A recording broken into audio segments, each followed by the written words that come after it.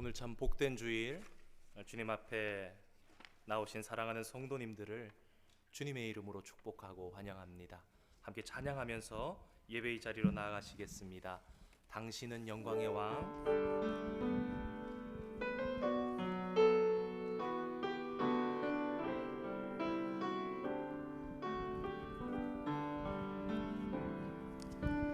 당신은 영광의 왕, 당신은 평강의 왕, 당신은 하늘과 땅의 주, 당신은 정의의 아들,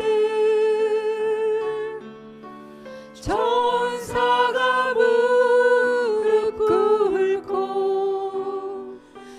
예배하고 찬송하네. 영원한 생명 말씀, 당신은 예수 그리스도 주. 호산나 다윗의, 호산나 다윗의 자손께, 호산나 불러 왕 중의 왕. 높은 하늘에 영광을, 예수 주 메시아. 우리 처음부터 다시 한번 고백합니다. 당신은 영광의 왕, 당신은 평강의 왕, 당신은 하늘과 땅의 주, 당신은 정의의 아들, 천사가 무릎 꿇고 예배하고 찬송하네. 영원한 생명 말씀, 당신은 예수 그리스도 주. 호산나 다윗의 자손께,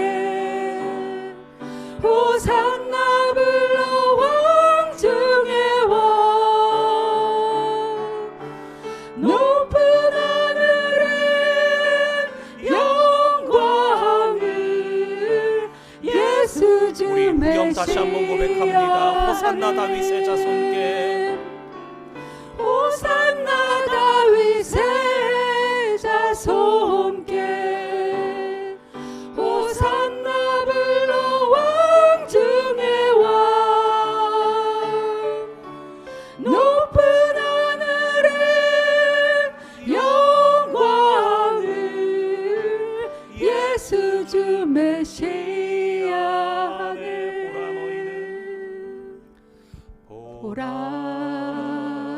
너희는 두려워 말고, 보라, 너희를 인도한 나를 보라, 너희는 지치지 말고, 보라, 너희를 구원한 나를, 너희를 치던 적은 어디 있느냐, 너희를 억누르던 원수는 어디 있느냐.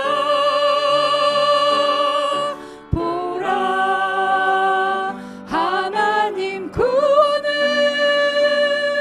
보라, 하나님 능력을, 너희를 위해서 싸우시는 주의 손을 보라.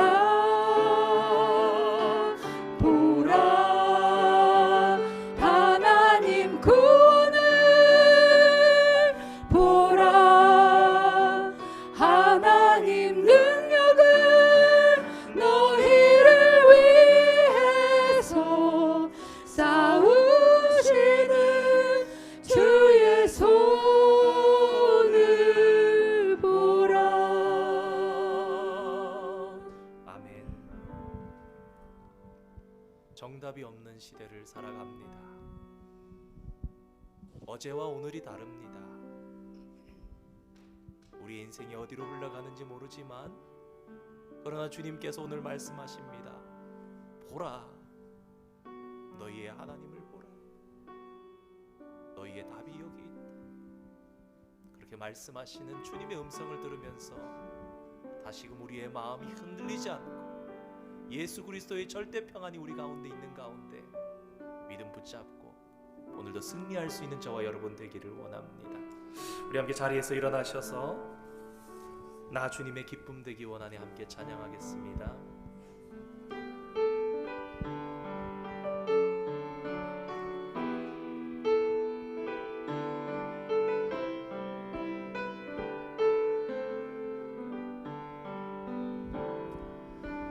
나 주님의 기쁨 되기 원하네. 내 마음을 새롭게 하소서.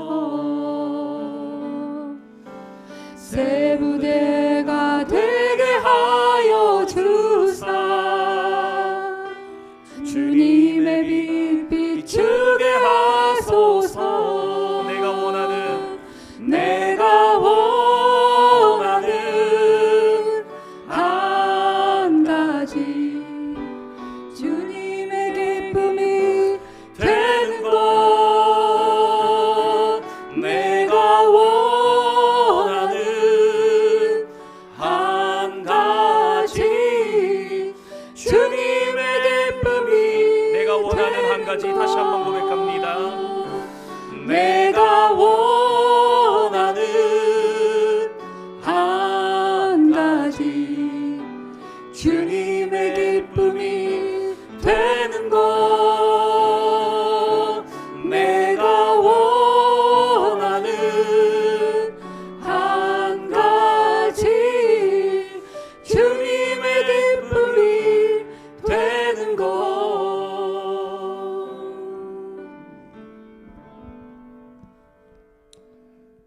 할렐루야. 여호와의 이름을 찬송하라. 여호와의 종들아 찬송하라. 여호와의 집, 우리 여호와의 성전, 곧 우리 하나님의 성전 뜰에 서 있는 너희여, 여호와를 찬송하라. 여호와는 선하시며 그의 이름이 아름다우니 그의 이름을 찬양하라. 하나님은 영이시니 예배하는 자가 영과 진리로 예배할지니라. 아멘.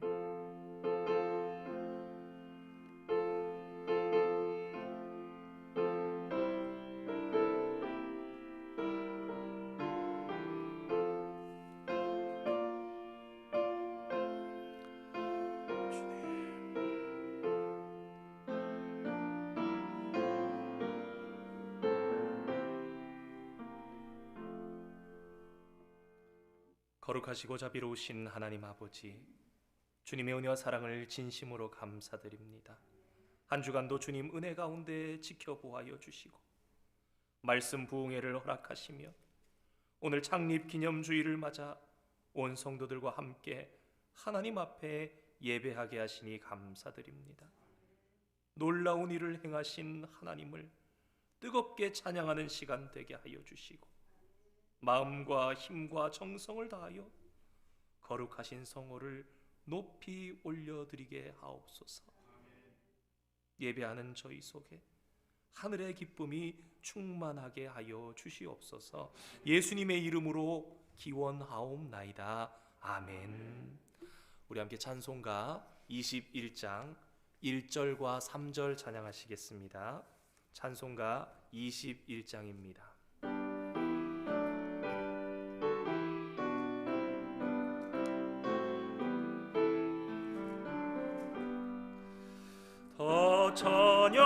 찬양하여라 전능왕 창조의 주께 내 호나 주 찬양 평강과 구원의 주님 성도들아 주 앞에 이제 나와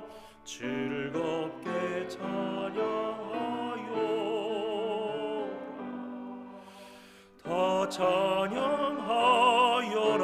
온 마음과 마음을 바쳐 이 세상 만물이 주 앞에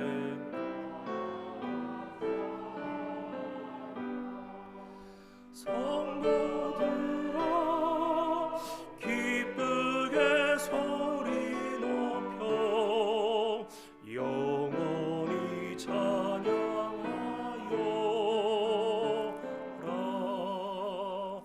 아멘.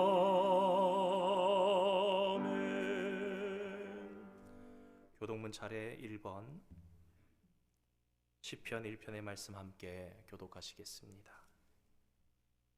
복 있는 사람은 악인들의 꾀를 따르지 아니하며 죄인들의 길에 서지 아니하며 오직 여호와의 율법을 즐거워하여 그는 시냇가에 심은 나무가 철을 따라 열매를 맺으며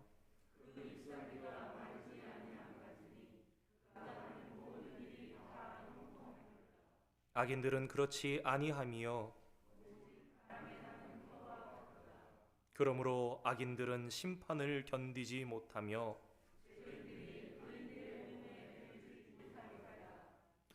무릇 의인들의 길은 여호와께서 인정하시나 악인들의 길은 망하리로다. 아멘. 사도신경으로 우리의 신앙을 하나님께 고백하시겠습니다. 나는 전능하신 아버지 하나님 천지의 창조주를 믿습니다. 나는 그의 유일하신 아들 우리 주 예수 그리스도를 믿습니다.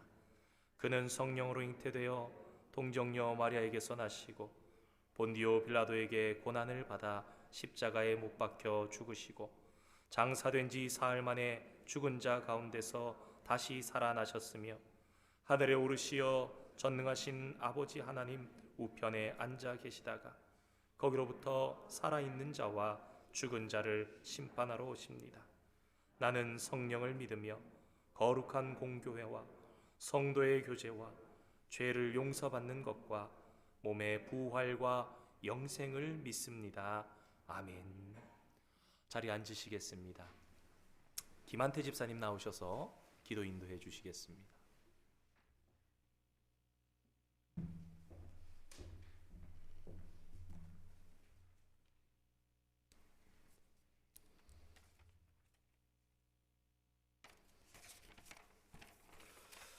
아버지 하나님 감사합니다.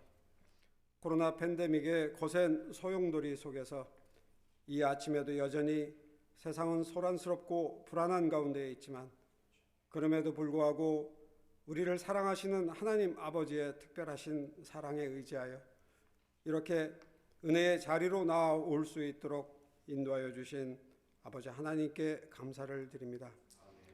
우리 앞에 놓였던 길고 어두운 터널을 이제는 다 빠져나왔다고 안심하려는 순간 보이지 않았던 또 다른 어두운 터널이 우리들 앞에 이어지고 있음을 바라봅니다.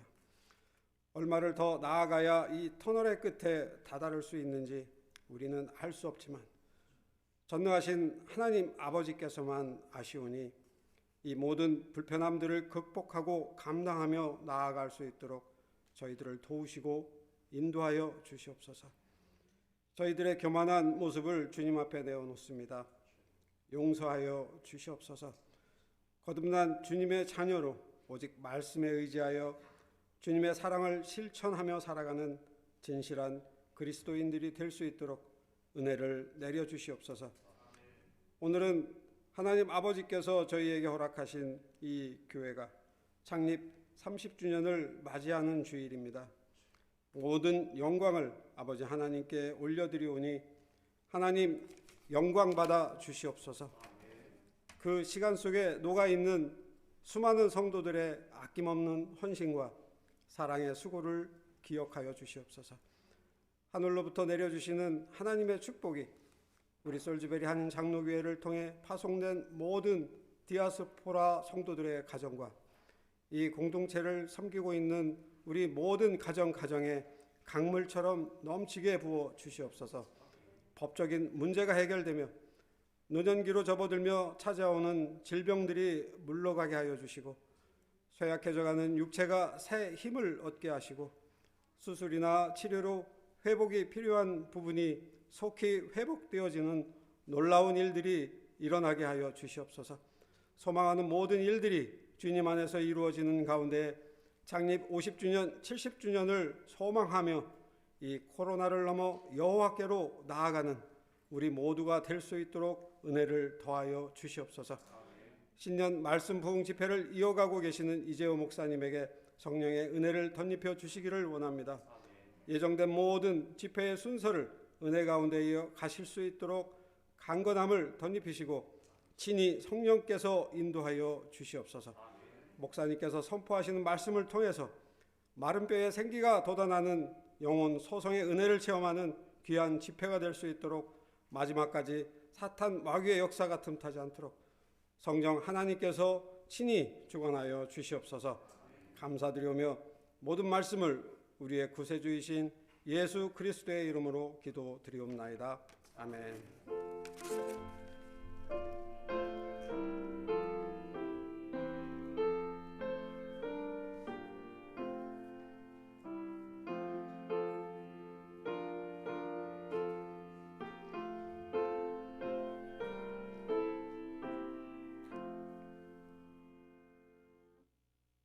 오늘 주일 1부 하나님께서 우리들에게 주시는 말씀은 하박국 2장 1절에서 4절까지 기록되어 있는 말씀입니다.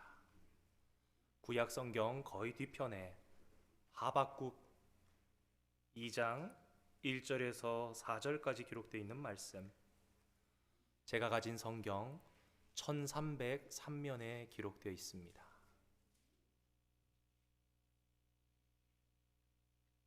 하박국 2장 1절에서 4절까지 기록된 말씀 함께 교독으로 받기를 원합니다.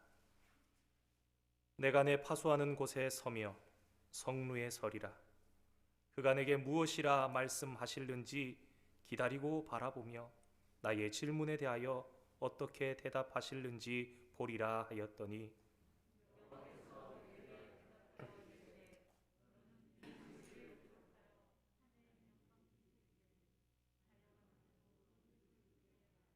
이 묵시는 정한 때가 있나니 그 종말이 속히 이르겠고 결코 거짓되지 아니하리라.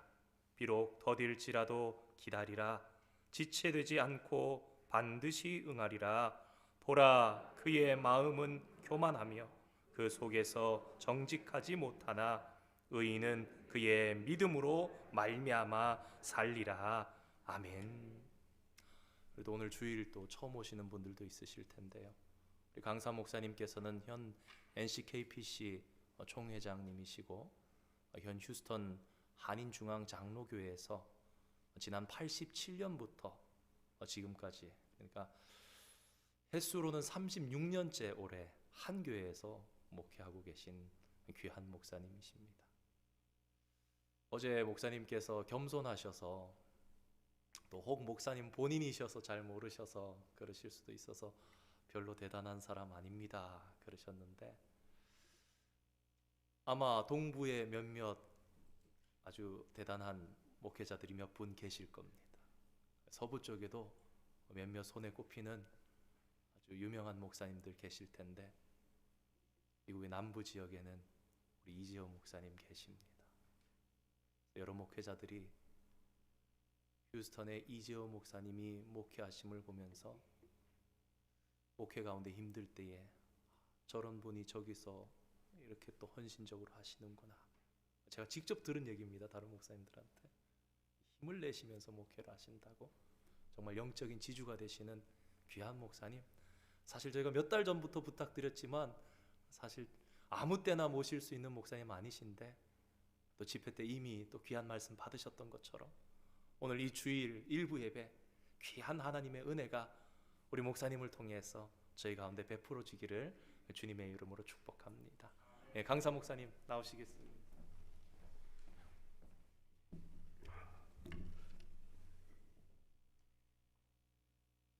성경책을 한 줄로 가장 중요한 말씀을 찾는다면은 교회의 기초가 되는 또로 그리고 신앙의 핵심이 되는 말씀을 찾는다면은 아마 이 말씀일 겁니다. 오직 의인은 믿음으로 말미암아 살리라라는 말씀입니다. 이것이 교회에 또 신앙생활에 그리고 신학적으로 매우 중요한 하나님의 말씀입니다.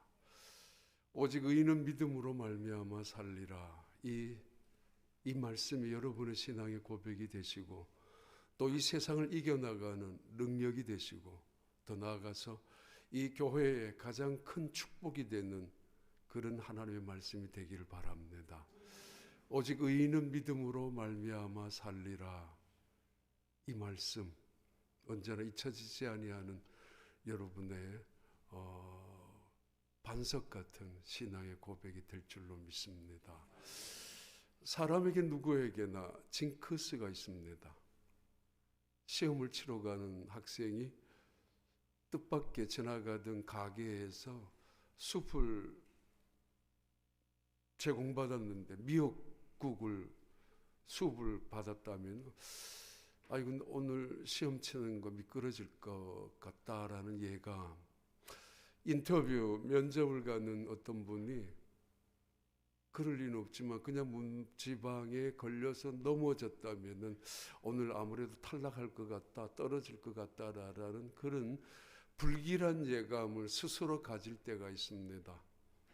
그게 징크스일 텐데 때로는 운동 경기를 하는 선수들에게 꽤 많이 그런 징크스의 현상들이 있죠. 저녁에 또는 그 주간에 시합이 있는 중요한 경기가 있기 전에는 이런 일을 하지는 않고 이런 일을 해야만 하고 뭐 그런 징크스 같은 시카고 야구 그 유명한 시카고 컵스가 가지고 있는 그 팀에게 징크스가 있었죠.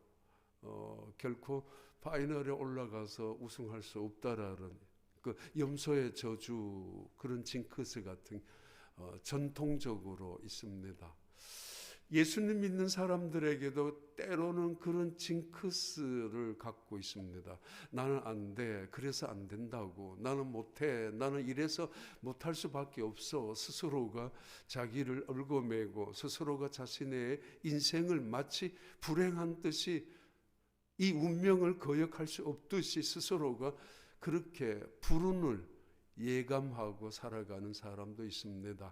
때로는 그것이 우울증으로 붙잡혀 있게 되고 때로는 공황장애를 갖게 되고 때로는 밤에 수면제를 먹지 아니하면은 잠을 잘 수 없을 만큼 그렇게 스스로가 난 틀렸어, 나 인생은 왜 이래 라고 생각하며 살아가는 사람들이 있습니다. 교회 와서도 그런 징크스를 갖고 있는 사람들, 때로는 스스로가 자기는 언제나 이런 힘든 일, 불운한 일만 닥칠까 스스로 예감을 하며 그래서 스스로 그 울타리 속에 헤어나지 못하는 사람들도 있습니다. 예배를 드리면서 1시간 내내 찬송하고 기도하고 말씀을 듣는데 지나가는 말 한마디에 괜히 상처받는 사람도 있습니다. 온통 하나님 앞에 예배를 드리는 거룩한 시간이지만은 때때로 지나가는 사람의 인사 한마디 때문에 실망하고 때로는 상처와 분노를 가질 때가 있죠. 그래서 밤새도록 고민하고 일주일 내내 밤낮 잃어버리고 그래서 다시는 안 해, 안 가, 못 가, 싫어라는 이야기를 가지고 살아가는 사람들. 징크스라는 것입니다. 또는 스스로 자신을 얽어매고 살아가는 사람들. 꽤 오래전에, 아주 오래전에 2600년 전쯤 몹시 화가 난 한 젊은이가 하나님을 향하여 달려갔습니다. 하나님, 어떻게 이럴 수가 있습니까? 마치 항의하는 것이 당연한 듯이 하나님을 향하여 달려가면서 외치기 시작했죠. 하나님, 어떻게 이럴 수가 있습니까? 왜 이런 일이 일어나야 합니까? 그가 하나님을 향하여 몹시 화가 난 이유는 선한 사람들에게 닥치는 고난 때문입니다. 하나님이 택한 백성들에게 일어나는 고통 때문입니다. 아니 이러려면은 하나님 우리를 하나님의 백성으로 선택하지 말았어야 옳지 않습니까? 우리를 하나님의 백성으로 선택하셨다면은 우리를 책임져 주셔야 하고, 우리가 믿음으로 예배를 드리고 믿음으로 기도하고 산다면은 응답해 주셔서 우리가 하나님의 백성이 이 땅에서 형통하며 산다는 것을 보여주는 것이 하나님 앞에도 덕이 되고 하나님께도 영광이 되는 거 아닙니까? 틀린 말을 하지 않습니다. 옛날이나 지금이나 불평한다는 사람들은 대부분 맞는 말을 하죠. 그러나 맞는 말은 언제나 믿음의 말은 아닐 때가 많습니다.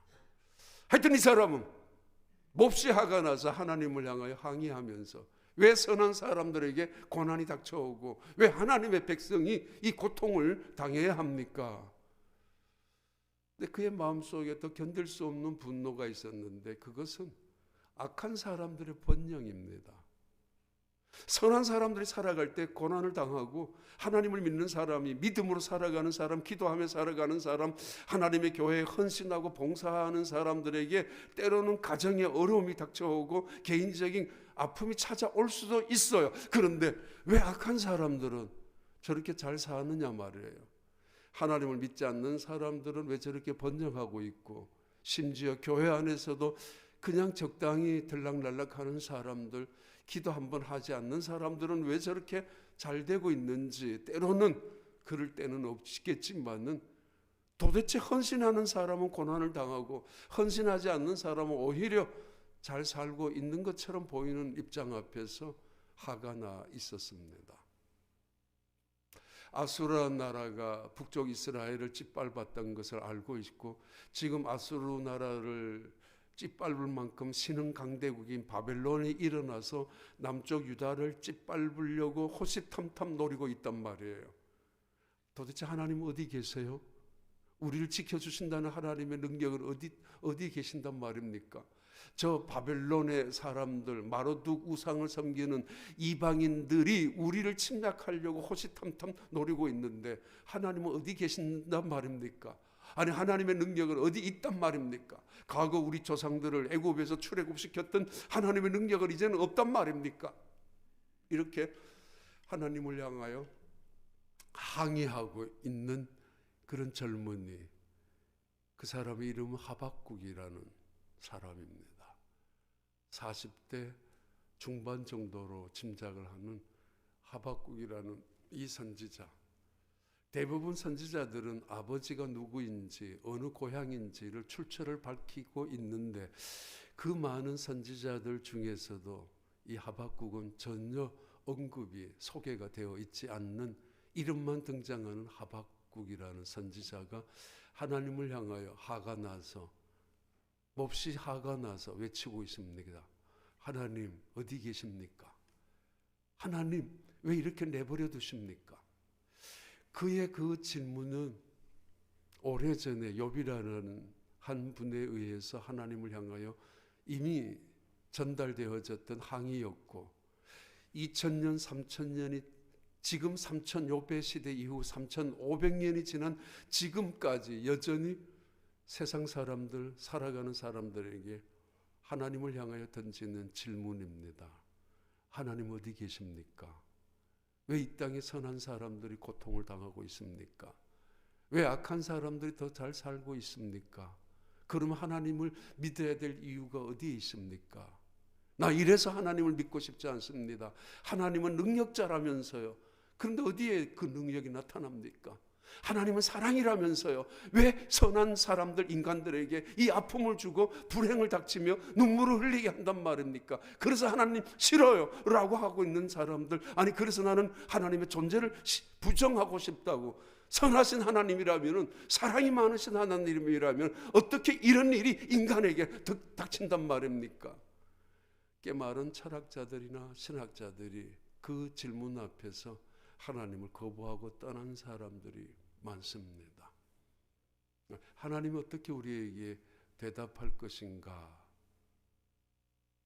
문제, 그 대답을 하박국 선지자가 하나님을 통해서, 하나님께서 하박국이라는 이 선지자를 통해서 우리에게 대답하고 있는 말씀이 2장 전체의 내용입니다. 어,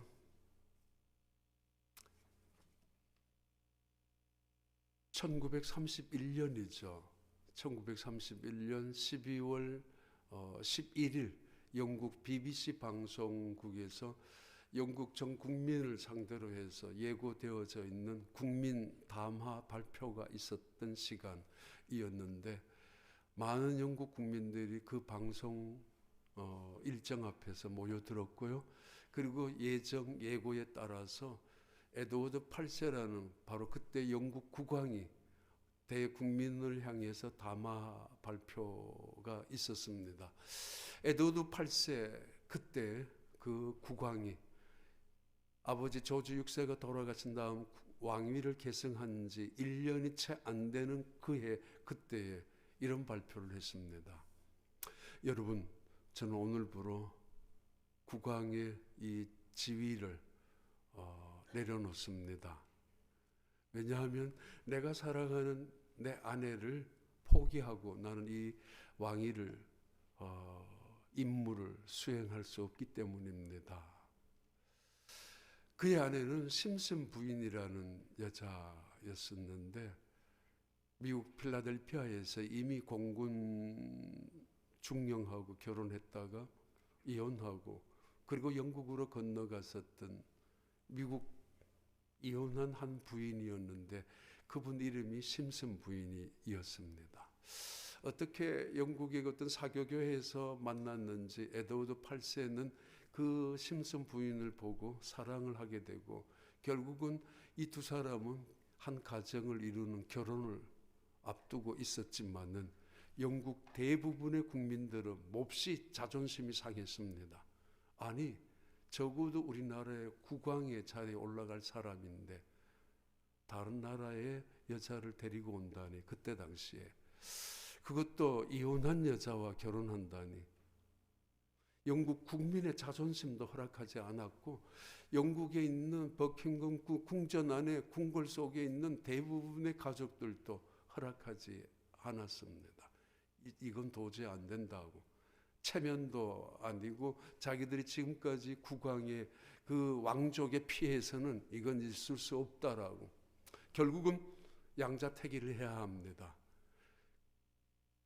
왕위를 계승하는 자리를 계속하기 위해서는 아내를 버려야 하든지 아니면은 아내를 택한다면은 영국 국민의 자존심을 세워주어서 그만두어야 합니다.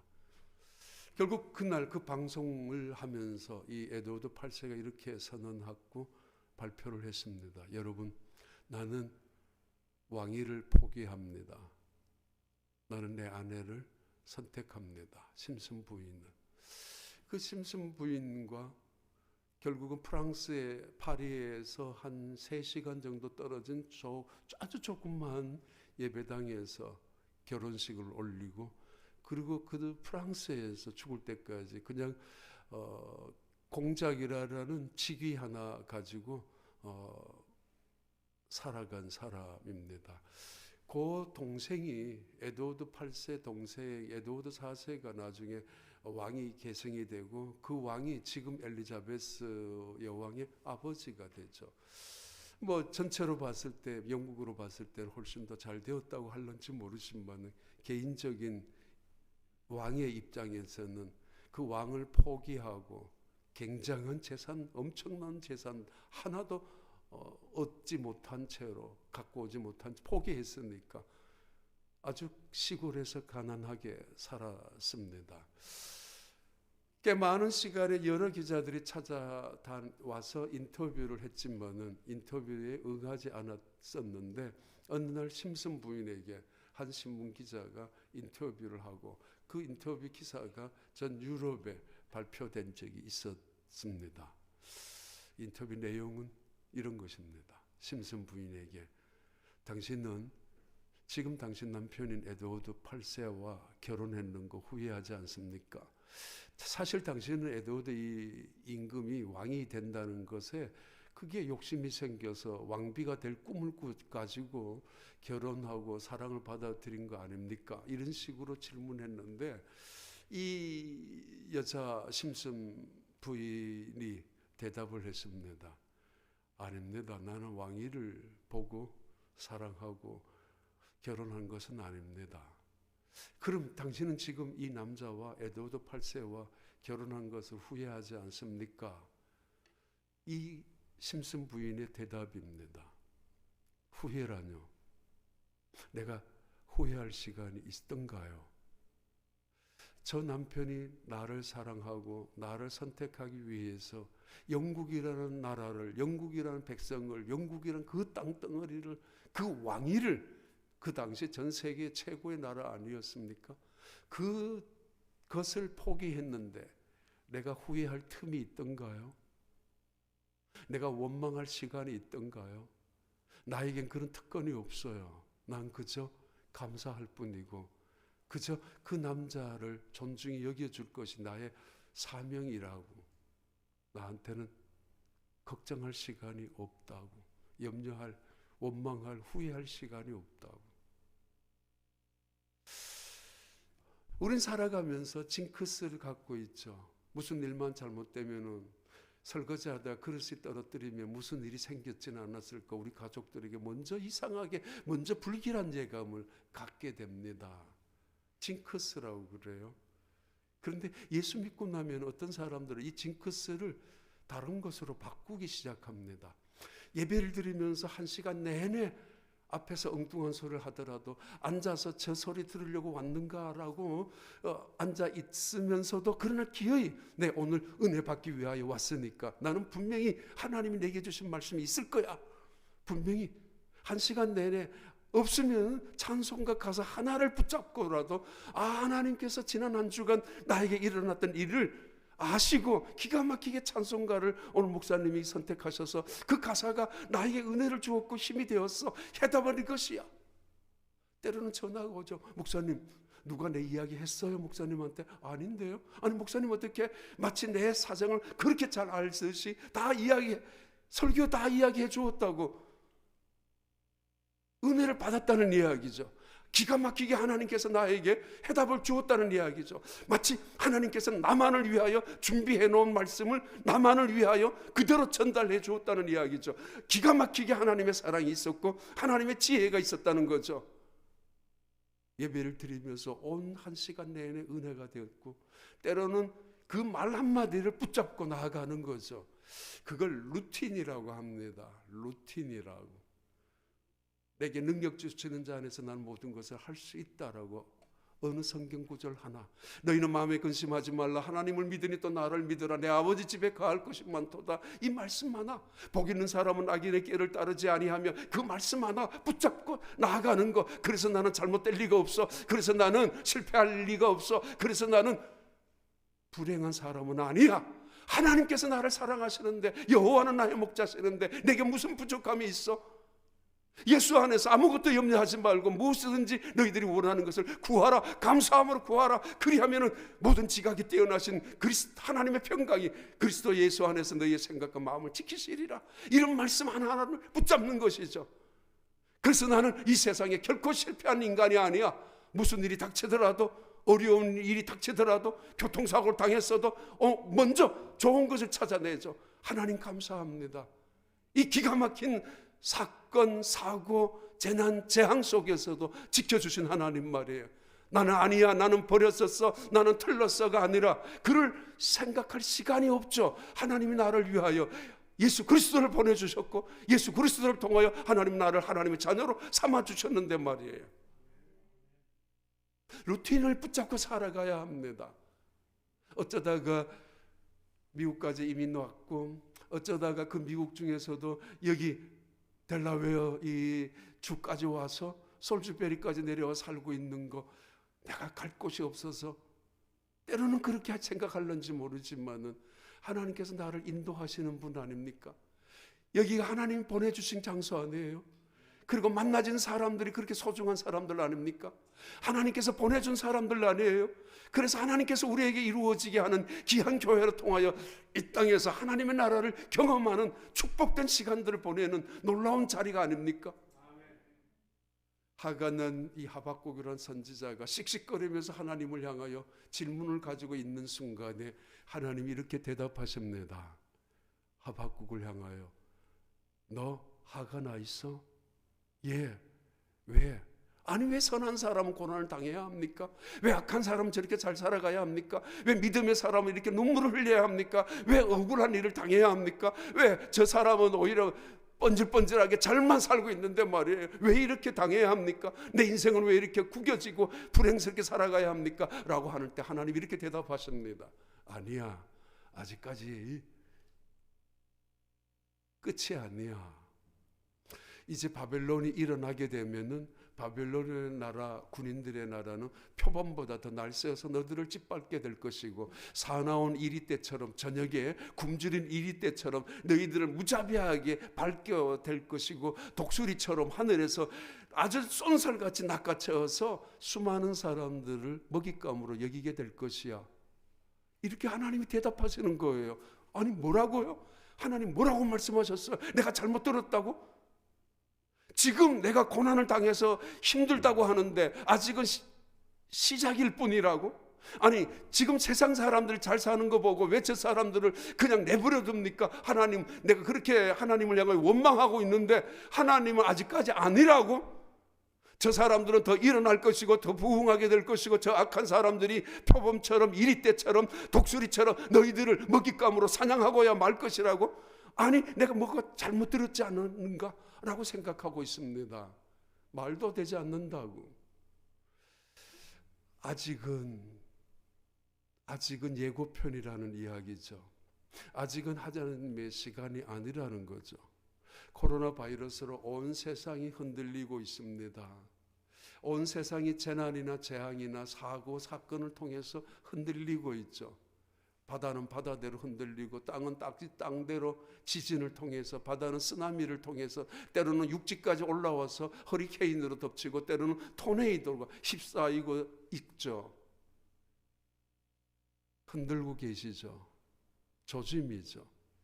선과 악을 드러내고 있죠. 옛날 같으면은 뭐 좌판이 우판이 그거 전부 다 숨기고 살았는데, 간첩이니 뭐 이런 이야기 별로 하지 않고 살았지만은 지금은 나 좌파야라고 떠들고 나 우파야, 그래서 그렇게 다 드러나고 있는 법이에요. 아니 흔들리고 있으니까, 세상이 마지막 때가 가까워지고 있으니까 선과 악이 구별되기 시작하고, 그리고 양과 염소가 구별되기 시작하고, 진짜와 가짜가 구별되기 시작하고, 거짓 성도와 진짜 성도가 구별되어 가고 있죠. 우리 어렸을 때 어머니가 이런 채를 많이 까불어요. 까불고 하면은 알맹이는 자꾸 안으로 들어오잖아요. 껍데기는 밖으로 나갑니다. 세상이 흔들리면 흔들릴수록 진짜 성도는 하나님의 품 안으로 안기게 되고 곳간으로 쌓이게 되죠. 껍데기는 자꾸 밖으로 밀려 나갑니다. 나가면 어디 가요? 불 속에 갈 수밖에 없습니다. 자식들 키워보면 알잖아요. 때로는 아빠가 자식들에게 매를 들 때가 있는데, 못난 자식들은 아빠가 내한테 해준 게 뭐 있다고 이렇게 큰 소리 치냐고, 때로는 오지 말라고, 난 나간다고, 그런 자식도 있고, 때로는 나무라고 꾸지람을 하고 있는 엄마 앞에 엄마가 나한테 사랑한 적이 있어? 라고 뛰어나가는 가출하는 아이도 있지만은, 어떤 자식들은 잘못한 것은 없다 할지라도 아빠의 마음을 아프게 한 그 마음 때문에, 엄마의 마음에 눈물을 흘리게 하는 그것 때문에, 엄마 내가 잘못했어, 아빠 다시 안 그럴게, 품에 안기는 자식이 있잖아요. 재난이나 재앙이 닥쳤을 때 하나님의 품 안에 달려가서 하나님 잘못했습니다 라고 안기는 자식, 하나님 그걸 원하시죠. 왜냐하면 하나님의 사랑이 기다리고 있으니까. 재난이 재앙이 세상이 온통 흔들린다는 이야기는 다시 말합니다, 양과 염소를 구별하는 시간이잖아요. 못난 자식은 이런 시간에 밖으로 뛰쳐나가지만은, 그러나 진짜 하나님의 택한 자식들은 하나님 품에 안기잖아요. 하나님이 하박국에게 이야기해요. 이제 아직까지는 시작일 뿐이야. 그러나 기다려야 돼. 표범은 표범처럼 이리떼처럼 독수리처럼 너희들이 짓밟히게 될 것인데, 하박국이 깜짝 놀라요. 아니 말도 되지 않습니다. 아니 이 정도도 고통스러운데 앞으로 더 남았다고요? 이건 시작일 뿐이라고요? 이건 염소와 양을 구별하는 훈련 경계선일 뿐이라고요? 그래. 그러면서 다시 하박국이 하나님을 향하여 기다리기 시작합니다. 하나님, 이럴 수 없습니다.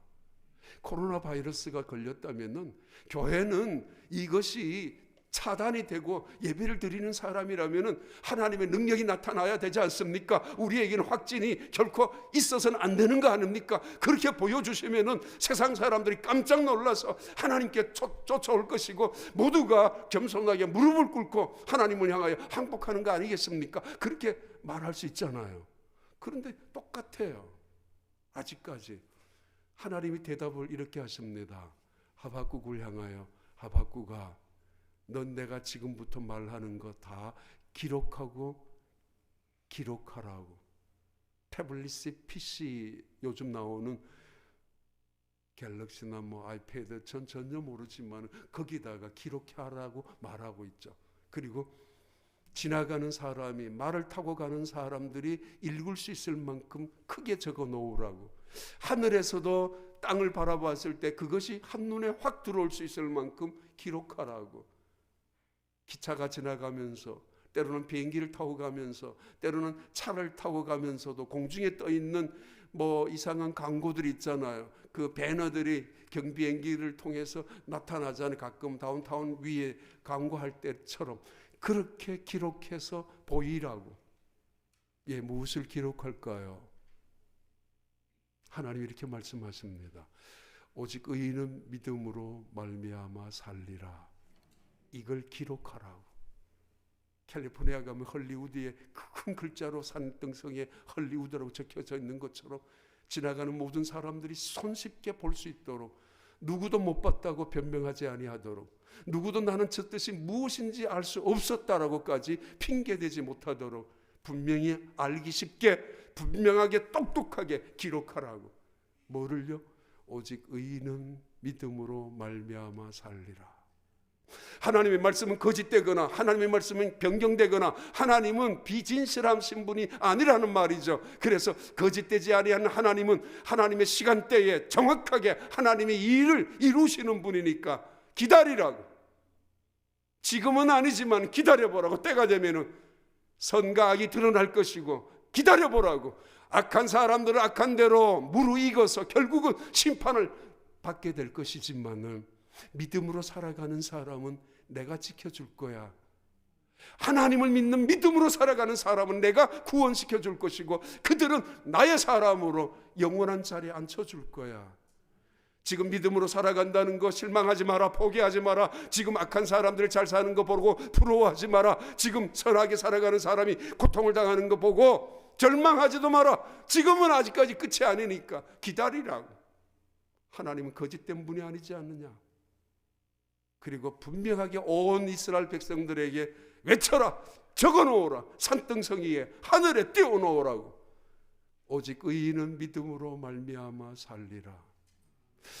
세상이 어려우면 어려질수록 악한 사람은 점점 교만하게 되고 악한 사람은 점점 거짓되게 살아가고 악한 사람은 점점 하나님과 대적하면서 하나님과 멀어지기 시작하지만은 그러나 고난이 찾아오면 올수록 정말 하나님의 택한 백성들은 점점 하나님의 품으로 다가간다는 이야기죠. 이걸 깨닫는 사람들은 불평할 틈이 없죠. 징크스 속에서 밥맛이 없다라고, 잠이 안 온다라고, 그 사람 때문에, 아니 그 사람 말한 것 때문에, 아니 우리에게 닥치는 환난 때문에 두려워서 잠을 못 잔다라고. 아니에요.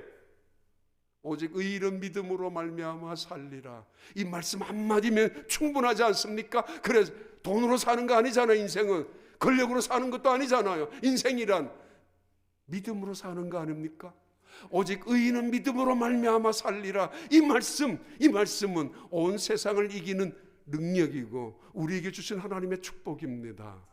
그 하박국이 이스라엘 백성들을 향하여 선언하기 시작합니다. 여러분, 앞으로 더 고난이 닥칠는지 알 수 없지만은 그러나 우리는 의인은 믿음으로 말미암아 산다는 이 말씀 붙잡고 나아가야 합니다. 하나님의 축복의 언약이고 하나님이 우리에게 주신 놀라운 은혜이고 그리고 이것은 우리에게 주시는 루틴입니다. 이 세상을 살아가는 징크스 속에 살아가는 것이 아니라 말입니다. 그리고 700년, 600년이 지난 다음 사도 바울이라는 한 사람이 나타납니다. 그는 믿음 하면은 율법인 줄 알았고 믿음하면은 율법을 지키는 것이 구원받는 줄 알았고, 믿음하면 하나님 앞에 나가서 예배 드리는 것이 다인 줄 알았습니다. 그러나 그는 어느 순간 예수님을 만납니다. 만나면서 깨닫기 시작하죠. 지금까지 드렸던 예배가 얼마나 형식적이었고 한 번도 감격하고 눈물을 흘려본 적이 없는 예배를 드렸던 자기 자신을 돌아보기 시작합니다. 계명 613가지를 철저하게 지키면서도 구원의 감격조차 은혜를 누려본 적이 없는 그냥 바리새적인, 그렇게 형식적이고 습관적이고 거룩한 흉내만 내고 있었던 사도 바울, 어느 날 예수 그리스도를 만나고 나서 깨닫기 시작합니다. 그리고 발견하게 되었죠. 그리고 자기가 갖고 있었던 모든 것들을 배선물로 여기기 시작합니다. 그리고는 로마 교회에게 편지합니다. 여러분, 내가 복음을 부끄러워하지 아니하노니 이 복음은 모든 믿는 자에게 구원을 주시는 하나님의 능력이 됩니다. 첫째는, 먼저는 유대인에게요, 또한 헬라인에게입니다. 그리고 이 복음에는 하나님의 의가 나타나서 믿음에서 믿음으로 이르게 하나니 오직 의인은 믿음으로 말미암아 살리라.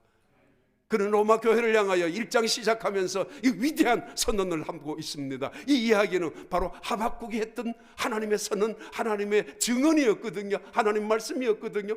사도 바울은 하나님을 믿으면서도 율법 속에 얽매여 있었고, 하나님을 믿으면서도 언제나 형식적인 습관적인 예배 속에 있었던 사람이었는데, 어느 순간 이 말씀 앞에서 무릎을 꿇기 시작하면서 구원이라는 것을 알게 되었고, 믿음이라는 것이 무엇인가를 확인하게 되었죠. 맞다고.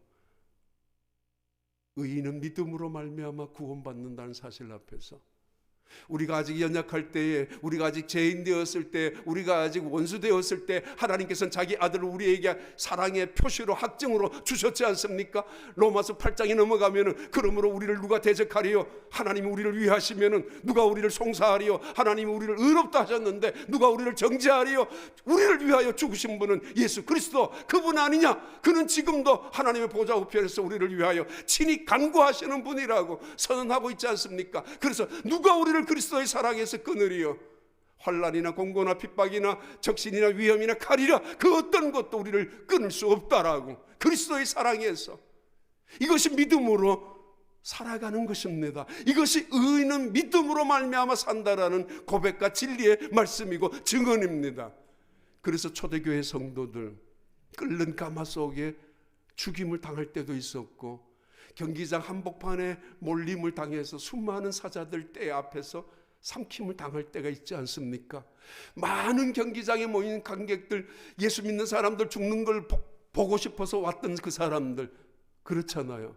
살려주세요 라고 소리를 듣고 싶었고, 두려워서 벌벌 떠는 도망가는 꼴을 보고 싶었고, 그리고 다시는 나 하나님 안 믿겠다고, 예수 안 믿겠다라고, 황제 믿겠다고, 아니 하나님 어디 가세요? 우리가 사자 앞에서 사자의 밥이 되고 있는데 이 끓는 가마 속에 단두대에 목이 떨어지고 있는 순간에 하나님 어디 계시느냐고요.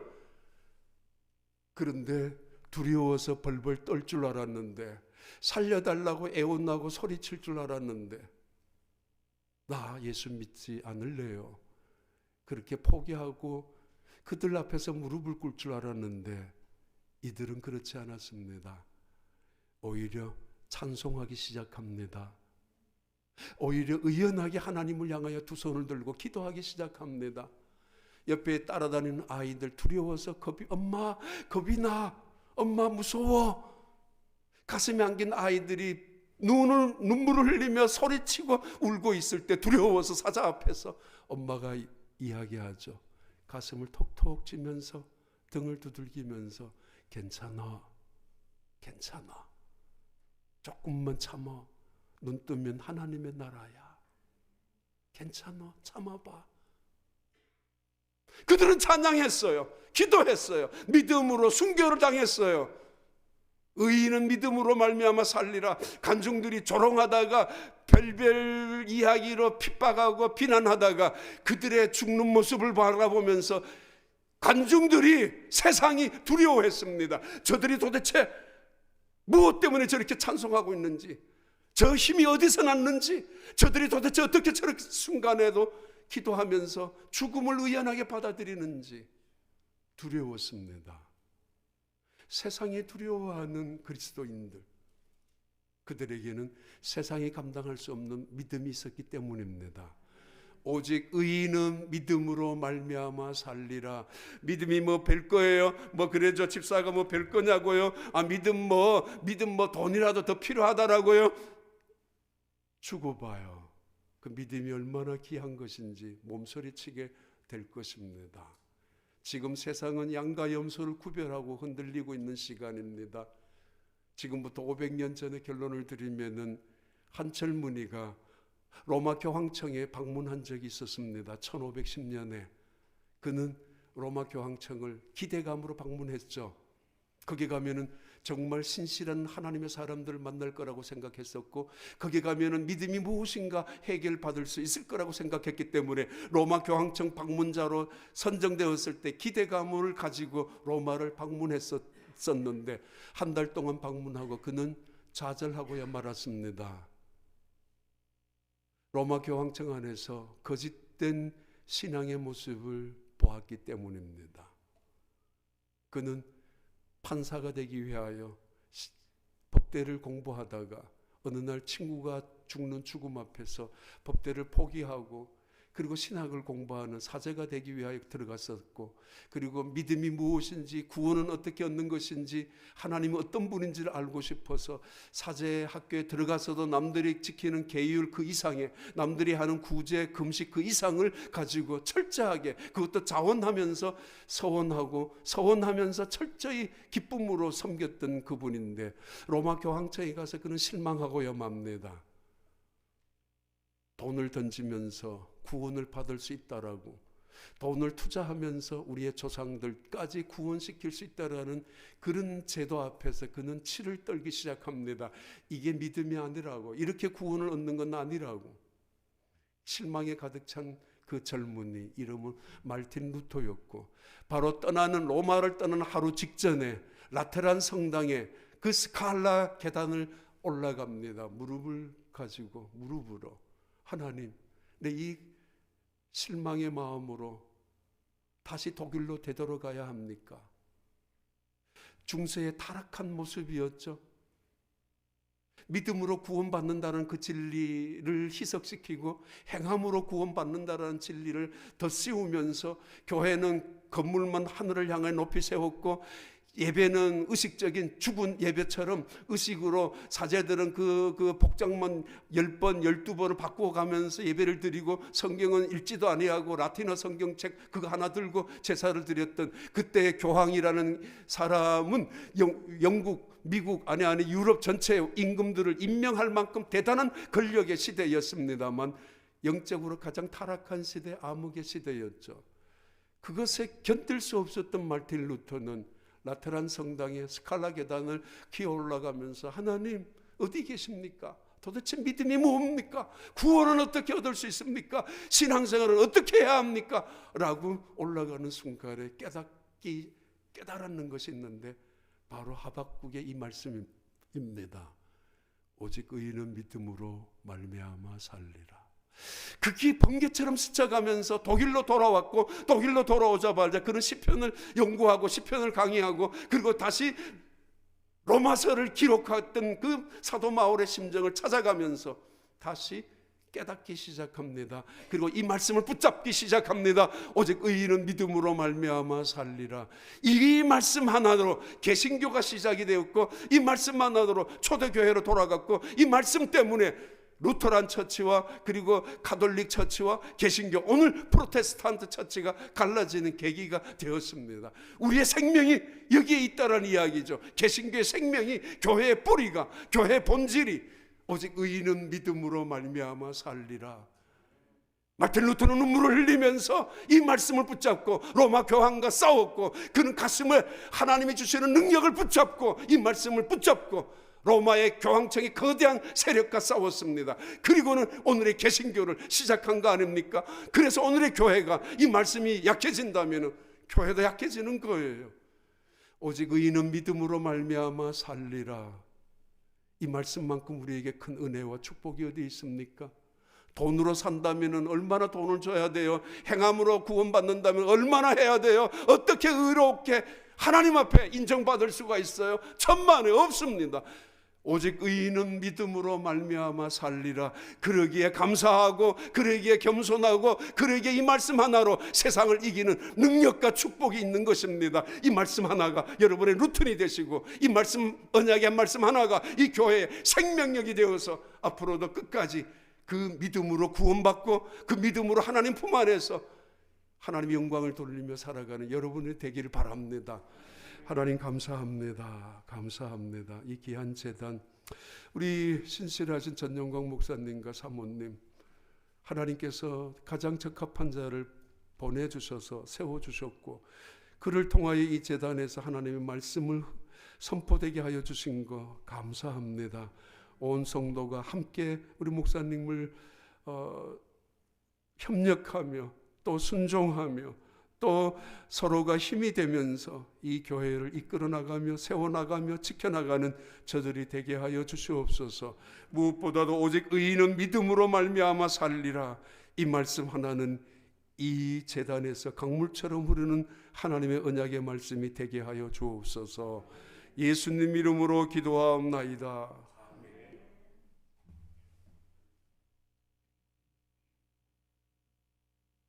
귀한 말씀 감사합니다, 목사님. 우리 함께 봉헌송 찬양하겠습니다.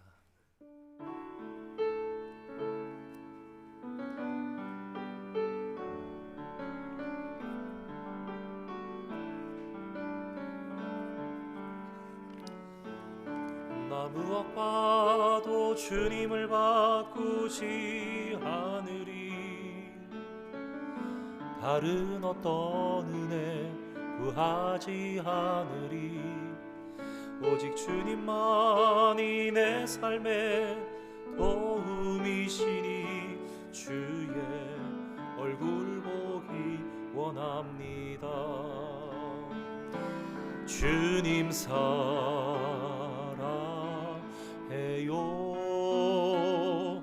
온 맘과 정성 다해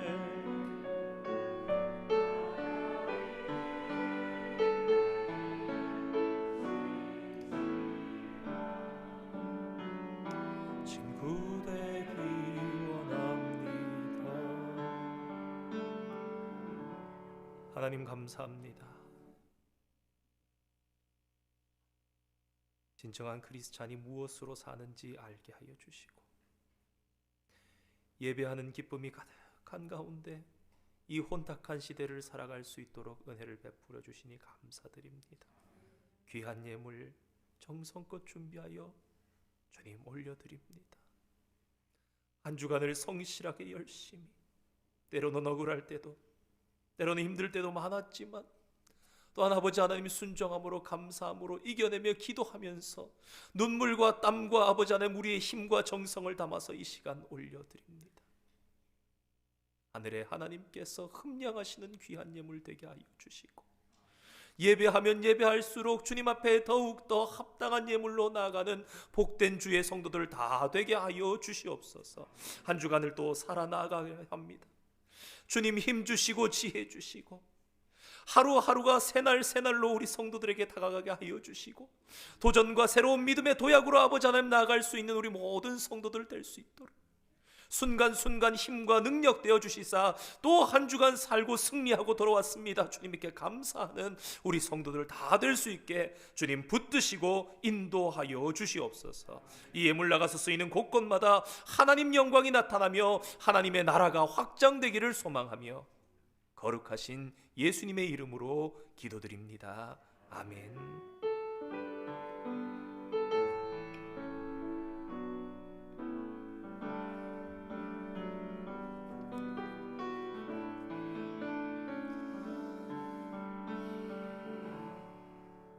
잠시 자리에 앉으시겠습니다.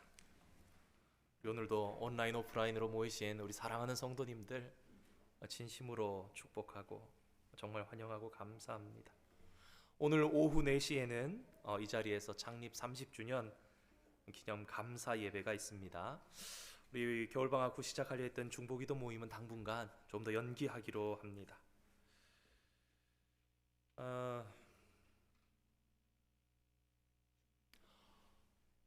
휴스턴엔 제가 기억하기로는 한인 교회가 한 60-70개가 있습니다.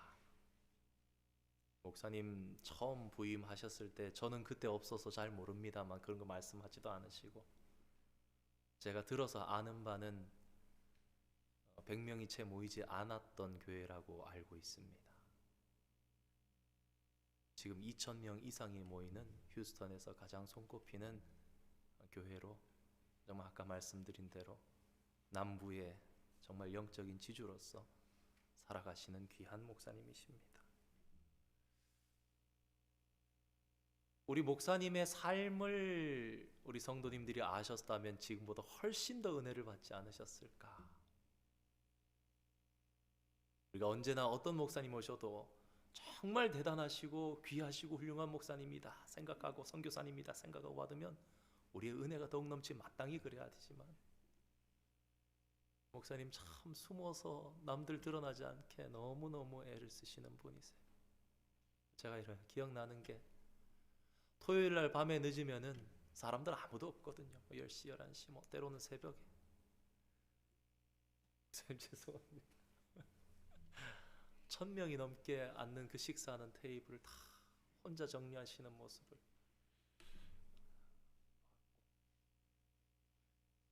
굳은 곳, 남들 잘 모르는 더러워져 있고 청소가 안 되는 그런 데 직접 청소하시고, 일일이 다 말씀 못 드리지만 사실 한 3년쯤 전에 허리케인 하비가 와서 휴스턴 굉장히 많은 피해를 입었습니다.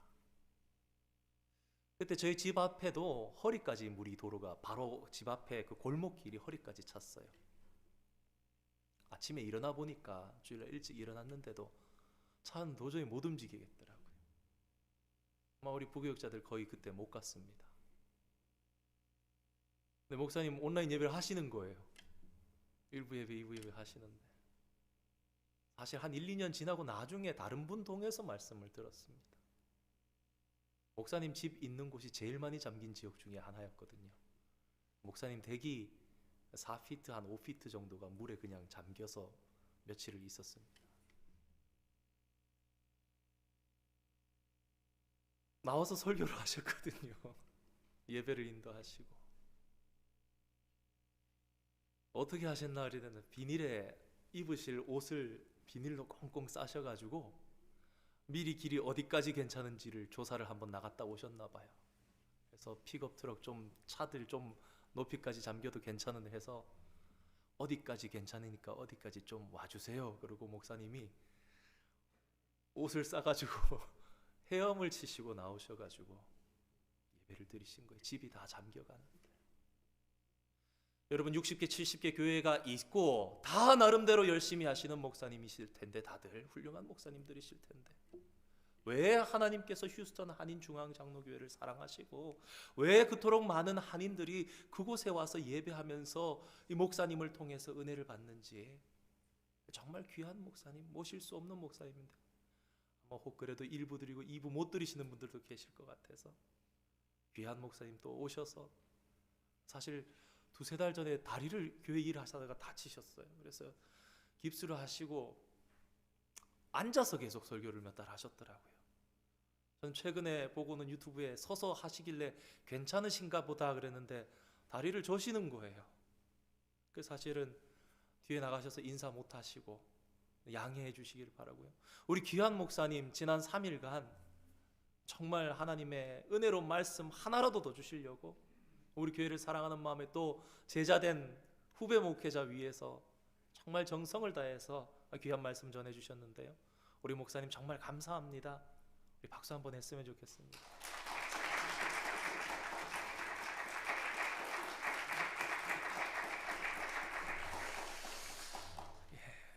저 같으면은 이번에 임원하니까 못 가겠다고 그랬을 텐데, 정말 감사합니다.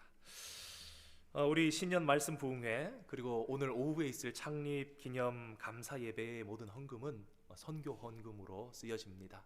저희가 올해 30주년 맞으면서 계획을 하면서 선교지에 꼭 필요한 곳에 교회를 하나 세웠으면 좋겠다라는 마음을 가지고 기도하고 준비하고 있는데, 몇 가지 정말 좋은 후보지들을 보면서 올 한 해 그렇게 할 수 있기를 기도하고 준비하고 있습니다. 위에서 기도해 주시기 바랍니다. 지난주 종교공동의회 통해서 예결산안 잘 통과되었고요. 우리 교회 일꾼들을 선출했습니다. 우리 장로 안수 집사 제시님 되셨고요. 우리 장로 선출에 김한태, 박성진 집사님, 또 안수 집사 선출에 김성남, 김윤희 집사님. 지금부터 장로고 안수 집사가 아닙니다.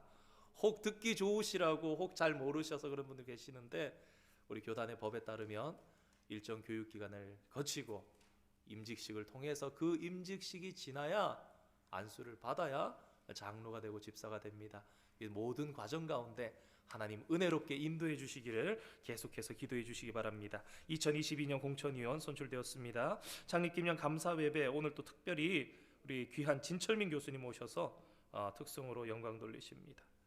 창립 30주년 기념 교회 책자가 사실 원고가 다 탈고가 됐는데 부득불 인쇄소와 여러 가지 사정 때문에 한두 주가 더 걸릴 것 같습니다. 사실 제가 보고 깜짝 놀랐습니다. 이렇게 많이 원고를 제가 제대로 권면드리고 도와드리질 못해서 과연 얼마나 잘 나올까 이렇게 생각을 했는데, 여러분 한번 기대하시기 바랍니다. 정말 여러분들이 다양한 또 하나님 앞에 감사하는 마음으로 30주년 책자를 발간할 수 있게 되었습니다. 또 동참해 주신 분들, 특별히 또 편집부 대단히 감사드립니다. 우리 구역장 및 구역 편성은 2월 중에 진행될 예정입니다. 오늘 강단 홍화 우리 김한태 집사님 해주셨습니다. 교우동정입니다. 윤태규 집사님, 부친 되시는 고 윤청산 성도님, 지난 11일 화요일 새벽에 하나님의 부르심을 받으셨습니다. 1923년생이시고 99세 하셨는데, 내일 버지니아에서 가족장으로 또 상황이 이래서 조용히 진행하신다고 합니다. 위에서 기도해 주시고 또 많이 위로해 주시기를 부탁드립니다. 이제 함께 자리에서 일어나셔서 찬송가 435장 우리 1절과 3절 찬양하시고 우리 이재호 목사님 나오셔서 축도해 주심으로 예배 마치겠습니다.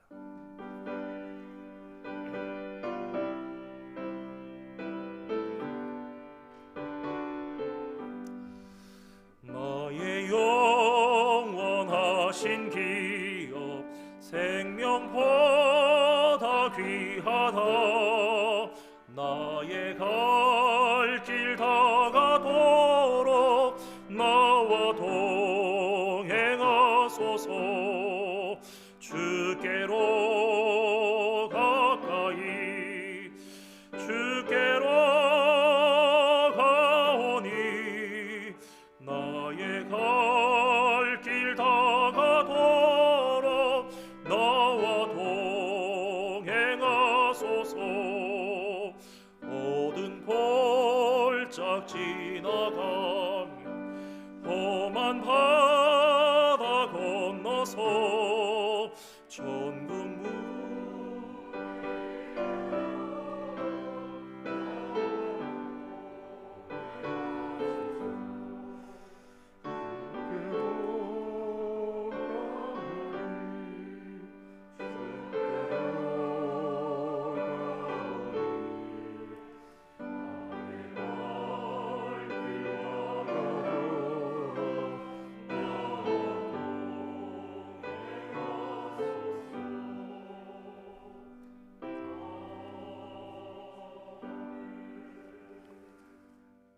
이제는 주 예수 그리스도의 은혜와 하나님 아버지의 그 무한하신 사랑하심과 성령의 교통하심이 모인 회중과 온 교회와 흩어져서 예배드리는 모든 예배 처소와 하나님의 이름을 오늘 또 부르는 수많은 하나님의 백성들 위해 이제와 영원히 함께 하시기를 간절히 축원하옵나이다.